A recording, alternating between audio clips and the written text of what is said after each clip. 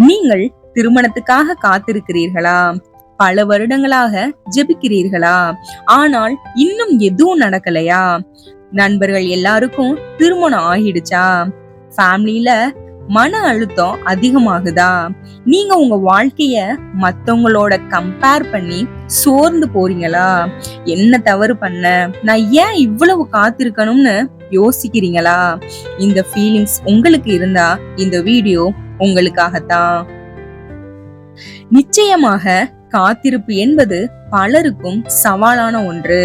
குறிப்பாக திருமண விஷயத்தில் தேவனுடைய நேரத்திற்காக காத்திருக்கும் போது எழும் கேள்விகளுக்கு பதிலளிக்கும் வகையில் இந்த வீடியோ இருக்கும் என்று கர்த்தருக்குள் நான் நம்புகிறேன். நம்முடைய வாழ்க்கையில் எல்லாமே சரியான நேரத்தில் நடக்கணும்னு ஆசைப்படுவோம். படிப்பு, வேலை எல்லாம் முடிஞ்சதும் அடுத்து வர கேள்வி கல்யாணம் எப்ப? சுத்தி இருக்கிறவங்க கேக்குற கேள்வி ஒரு பக்கம், இன்னொரு பக்கம் நமக்குள்ள எழும் தனிமை. ஏன் ஆண்டவரே இன்னும் தாமதம் என நீங்கள் கேட்கலாம். இன்று தேவன் உங்களுக்கு சொல்லும் வார்த்தை, அவர் சகலத்தையும் அதினதின் காலத்திலே நேர்த்தியாக செய்திருக்கிறார். உலகத்தையும் அவர்கள் உள்ளத்திலே வைத்திருக்கிறார். ஆதலால் தேவன் ஆதி முதல் அந்த மட்டும் செய்து வரும் கிரியையை மனுஷன் கண்டுபிடியான். தேவன் தாமதிக்கிறாருன்னு நாம நினைப்போம்.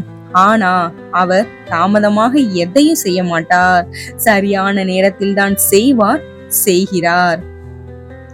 நீங்கள் காத்திருக்கிறீர்கள் என்றால் பல மடங்காக பலன் பெற போறீங்கன்னு அர்த்தம். ஆகையால் சோர்ந்து போகாதீர்கள். சோர்ந்து போகிறவனுக்கு அவர் பலன் கொடுத்து சத்துவம் இல்லாதவனுக்கு சத்துவத்தை பெருக பண்ணுகிறார் என்று ஏசாயா 40:29 நாம் வாசிக்கிறோம். அவர் நேரத்துல அந்த காரியம் நடக்கும்போது அது உங்க வாழ்க்கைக்கு மகிமையானதாக இருக்கும். சுற்றி உள்ளவங்க உங்க வாழ்க்கைய ஆச்சரியமா பார்ப்பாங்க. உங்களை உற்சாகப்படுத்த ஒரு உண்மையான சாட்சிய இங்கே நான் உங்களோட பகிர விரும்புகிறேன். ஒரு சகோதரி, அவளுக்கு 4 அக்காக்கள், அவள்தான் 5வது பெண்.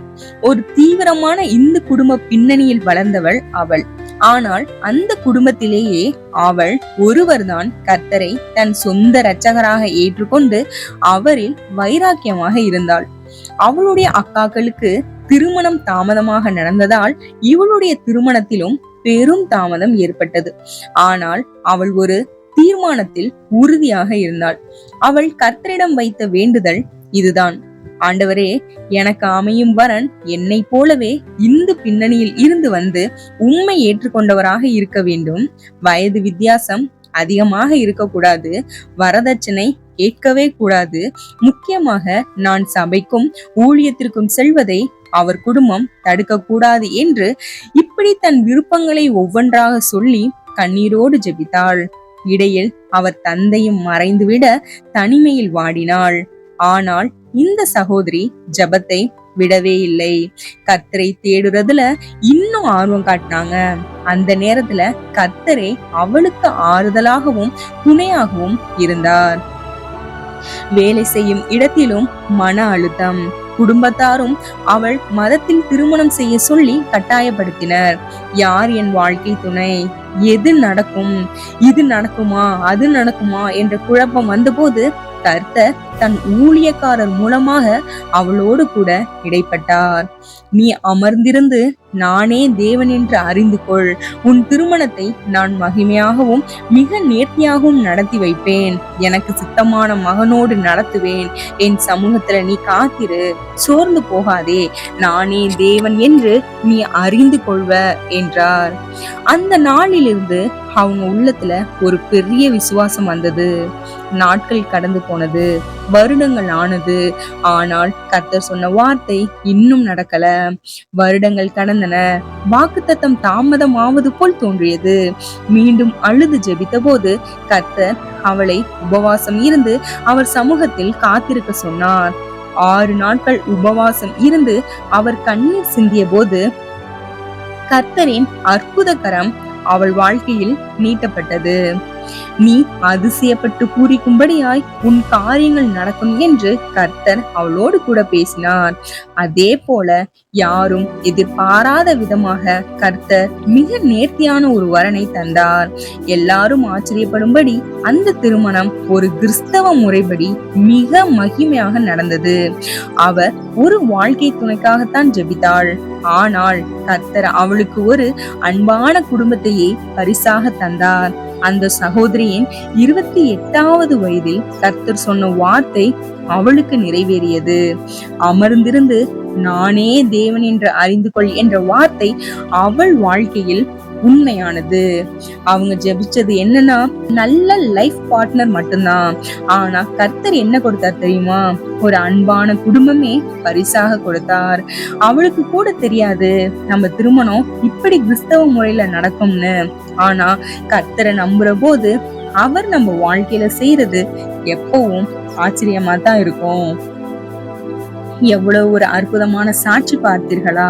ஒரு இந்து பின்னணியில் இருந்து வந்து அத்தனை போராட்டங்களுக்கு மத்தியிலும் உறுதியாக நின்ற அந்த சகோதரியின் விசுவாசம் மெய்சிலிர்க்க வைக்கிறது அல்லவா? அந்த சகோதரிக்கு செய்த தேவன் உங்களுக்கும் செய்வார். அவர் மாறாதவர். அவர் சொன்ன வார்த்தை உங்கள் வாழ்விலும் நடக்கும். நீங்கள் செய்ய வேண்டியது ஒன்றே ஒன்றுதான். விசுவாசத்தோடு அமர்ந்திருந்து அவர் கிரியையை உங்கள் வாழ்வில் செய்வதை பாருங்கள். அன்பானவர்களே, இந்த சாட்சி ஒரு கதை இல்லை, இது ஒரு உண்மை. நீங்கள் இன்று காத்திருக்கிறீர்களா? நீங்கள் ஜெபித்து கண்ணீர் வடிக்கிறீர்களா? நினைவில் வைங்க, உங்க கண்ணீர் வீணாகாது, உங்க ஜெபம் மறக்கப்படாது. தேவன் உங்களை மறந்து விடவில்லை. நீங்கள் இன்று பார்க்க முடியாததை அவர் நாளை காட்டப் போகிறார். காத்திருப்பது தண்டனை இல்லை, அது உங்கள் ஆசீர்வாதத்திற்கான தயாரிப்பு. அந்த சகோதரியின் வாழ்க்கையில நடந்த மாதிரி உங்களுடைய வாழ்க்கையிலும் நடக்கும் இயேசுவின் நாமத்தினால. ஆகையால் மனசு தளராதீங்க, ஜெபத்தை விடாதீங்க, தேவனை நம்புகிறத நிறுத்தாதீங்க. ஒரு நாள் நீங்க கூட சொல்ல போறீங்க, தேவன் தாமதிக்கல, அவர் சரியான நேரத்தில் செய்தார் என்று. இதை கேட்கிற நீங்க என் வாழ்க்கை எப்போது மாறும்னு கேட்கிறீங்களா? ஒரு விஷயம் மட்டும் மனதில் வைங்க, தேவன் அமைதியா இருக்கிறது அவர் எதுவும் செய்யலன்னு அர்த்தம் இல்ல. அவர் பெரிய காரியத்தை தயார் பண்ணுகிறார் உங்களுக்காக. அவர் மகிமை உங்கள் வாழ்வில் வெளிப்படும் நிச்சயமாக. நீங்க இப்போ இருக்கிற இடம் காத்திருக்கிற இடம் மட்டுமல்ல, அது உங்கள் வாழ்க்கையோட ஒரு பெரிய திருப்புமுனை. நீங்க நினைக்கிற நேரத்துல நடக்காதது நிராகரிப்பு இல்லை, அது தேவ வழி நடத்துதல். அதனால இன்னும் கொஞ்சம் நம்பிக்கை வைங்க, இன்னும் கொஞ்சம் ஏசப்பாவை பிடித்து கொண்டு இருங்க. ஒரு நாள் எல்லாம் திடீரென்று சரியாகும். நீங்கள் கேட்காத ஆசீர்வாதமும் வரும். அந்த நாள் வரும்போது நீங்க சொல்லுவீங்க, இது என் திட்டம் இல்ல, இது தேவனுடைய நேர்த்தியான திட்டம்னு. அந்த சகோதரிக்கும் கூட நாட்கள் கடந்தது, வருடங்கள் கடந்தது. எப்போ நடக்கும், என்ன நடக்கும்ட்டு அவ்வளோ கொஸ்டின் அவங்க வாழ்க்கையில இருந்துச்சு. ஆனா திடீர்னு ஒரு வரன் வந்துச்சு. திடீர்னு அவர்களுடைய திருமணம் அவ்வளோ மகிமையா நேர்த்தியா கர்த்தர் நடத்தி கொடுத்தாரு.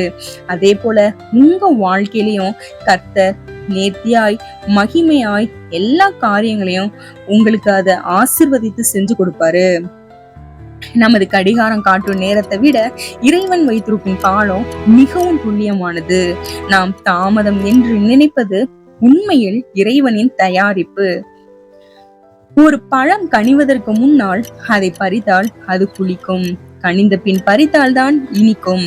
உங்கள் வாழ்க்கை இனிமையாக அமைய வேண்டும் என்பதற்காகவே இறைவன் அதை பக்குவப்படுத்தி கொண்டிருக்கிறார். தனிமை என்பது தனிமை அல்ல. காத்திருக்கும் காலத்தை தனிமையாக கருதாமல் உங்களை நீங்களே செதுக்கிக் கொள்ளும் காலமாக கருதுங்கள். உங்களுக்கு ஒருவர் துணையாக வருவதற்கு முன்னால் நீங்கள் தனியாக இருக்கும்போது மகிழ்ச்சியாக இருக்க பழகுங்கள். நீங்கள் தேவனோடு செலவிடும் இந்த தனிமைதான் நாளை உங்கள் குடும்ப வாழ்க்கைக்கு பெரிய பலமாக இருக்கும். மற்றவர்களுக்கு திருமணம் ஆகிவிட்டதே என்று அவர்களை பார்த்து உங்களை நீங்களே தாழ்த்தி கொள்ளாதீர்கள். ஒவ்வொரு பூவும் ஒவ்வொரு நேரத்தில் பூக்கும். மல்லிகை பூக்கும் நேரத்தில் ரோஜா பூப்பதில்லை. அதற்காக ரோஜா அழகற்றது என்று அர்த்தமல்ல. உங்கள் வாழ்வு பூக்கும் காலம் வரும்போது அது மற்றவர்கள் வியக்கும்படி பிரகாசமாக இருக்கும். சில வரன்கள் தட்டி போகும்போது நாம் வருத்தப்படுகிறோம். தேவன் சில கதவுகளை அடைக்கிறார் என்றால் அதைவிட சிறந்த ஒரு பெரிய கதவை திறக்க போகிறார் என்று அர்த்தம். உங்களுக்கு நல்லது எது என்று உங்களுக்கு தெரியும். ஆனால் உங்களுக்கு மேன்மையானது எது என்பது கர்த்தருக்கு மட்டுமே தெரியும். ஜெபிப்பது மட்டும் விசுவாசம் அல்ல. ஜெபித்த காரியம் நடக்கும் வரை கலங்காமல் இருப்பதே உண்மையான விசுவாசம். அந்த சகோதரின் சாட்சியில் பார்த்தது போல அமர்ந்திருந்து நானே தேவன் என்று அறிந்து கொள் என்பது சும்மா இருப்பதல்ல. என் அப்பா எல்லாவற்றையும் பார்த்து கொள்வார் என்ற அசைக்க முடியாத நம்பிக்கையுடன் அமைதியாக இருப்பதே பெரிய பலம். கண்ணீரோடு விதைக்கிறவன் கம்பீரத்தோடு மகிழ்ச்சியோடு அறுப்பான் என்று நாம் வாசிக்கிறோம். உங்கள் திருமண அழைப்பிதழில் உங்கள் பெயர் அச்சிடப்படும் நாளை தேவன் ஏற்கனவே குறித்து விட்டார். அந்த தேதி மாறாது, அந்த துணையும் மாறாது. அதுவரை துதியோடும் மகிமையோடும் காத்திருங்கள். உங்கள் காத்திருப்பு வீண் போகாது. இன்னொரு அற்புதமான சாட்சியையும் உங்களோடு பகிர்ந்து கொள்ள விரும்புகிறேன். எனக்கு தெரிந்த ஒரு நபர் 35 வயது வரை திருமணத்திற்காக காத்திருந்தார். உறவினர்களும் நண்பர்களும் அவரை கேலி செய்தார்கள். ஆனால் அவர் உறுதியாக சொன்னார், கர்த்தர் எனக்காக ஒருவரை நிச்சயம் வைத்திருப்பார் என்று. இறுதியில் அவருக்கு அமைந்த துணை அவருடைய குணத்திற்கும் லட்சியத்திற்கும் அப்படியே பொருத்தமாக இருந்தார். இன்று அவர் மகிழ்ச்சியுடன் சொல்கிறார், அந்த 10 ஆண்டுகால காத்திருப்பு வீணாகவில்லை. இறைவன் எனக்கு சிறந்ததை கொடுக்கவே காத்திருக்க சொன்னார் என்று. நீங்கள் சோர்ந்து போக வேண்டாம். இறைவன் உங்களுக்காக நியமித்திருக்கும் நபர் உலகின் ஏதோ ஒரு மூலையில் உங்களைப் போலவே ஜெபத்தோடு காத்து கொண்டிருக்கலாம். உங்கள் இருவரையும் இணைக்கும் பாதையை இறைவன் நேர்த்தியாக அமைத்து கொண்டிருக்கிறார். தேவன் உங்கள் வாழ்க்கையில் ஒரு தடையை ஏற்படுத்துகிறார் என்றால் அங்கே ஒரு மேன்மையான மாற்றத்தை உருவாக்குகிறார் என்று பொருள். ஒரு பெரிய மாளிகையை கட்டுவதற்கு முன் அஸ்திவாரம் ஆழமாகவும் உறுதியாகவும் இருக்க வேண்டும். தேவன் உங்களுக்கான துணையை தயார் செய்து கொண்டிருக்கலாம், அல்லது உங்களை ஒரு குடும்பத்தை வழிநடத்தும் பொறுப்புக்கு தகுதியானவராக மாற்றிக் கொண்டிருக்கலாம். தவறான நபரிடம் உங்கள் வாழ்க்கை சிக்கிவிடக் கூடாது என்பதற்காகவே தேவன் சில கதவுகளை திறக்காமல் வைத்திருக்கிறார். அவருடைய தாமதத்தில் ஒரு பெரும் பாதுகாப்பு ஒளிந்திருக்கிறது. ஒரு சிற்பி ஒரு பெரிய பாறையை செதுக்கி கொண்டிருந்தார். அதை பார்த்த ஒருவர் கேட்டார், ஏன் இவ்வளவு மெதுவாக வேலை செய்கிறீர்கள் என்று. சிற்பி அமைதியாக சொன்னார், நான் இந்த பாறையில் இருக்கும் தேவையற்ற பகுதிகளை செதுக்கி நீக்கினால்தான் உள்ளே ஒளிந்திருக்கும் அழகான உருவம் வெளியே வரும் என்று. இந்த காத்திருப்பு காலம் என்பது தேவன் உங்களை செதுக்கும் காலம். உங்கள் கோபம், பிடிவாதம், பலவீனங்களை அவர் நீக்கி உங்களை ஒரு உன்னதமான படைப்பாக மாற்றுகிறார். ஆகையால் சோர்ந்து போகாதீர்கள். கர்த்தர் உங்கள் வாழ்க்கையில் பெரிய காரியங்களை செய்ய வல்லமையுள்ளவராய் இருக்கிறார். உங்கள் வாழ்க்கையிலும் நீங்கள் அதிசயப்பட்டு பூரிக்கும்படியாய் காரியங்கள் நடக்கும்.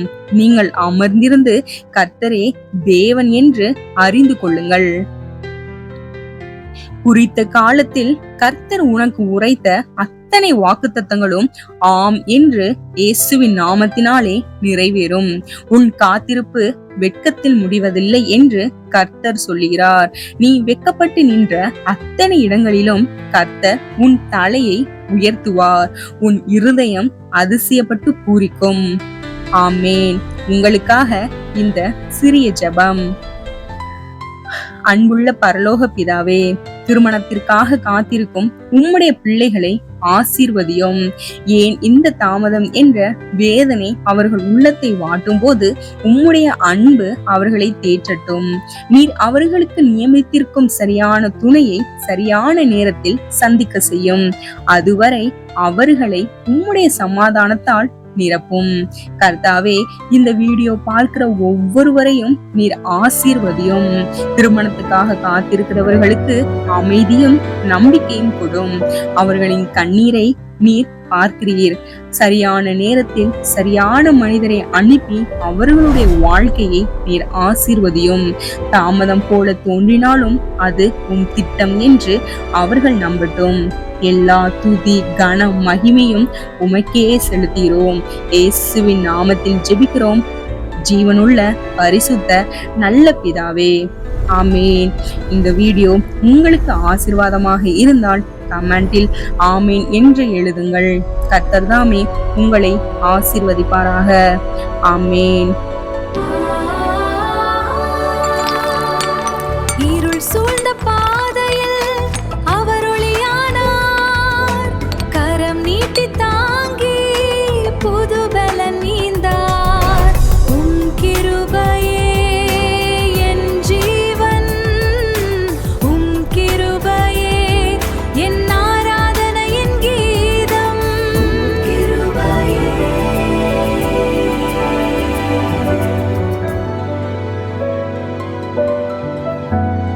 Please, Lord, hear my cry. I cannot do this alone. Show me your way. Comfort me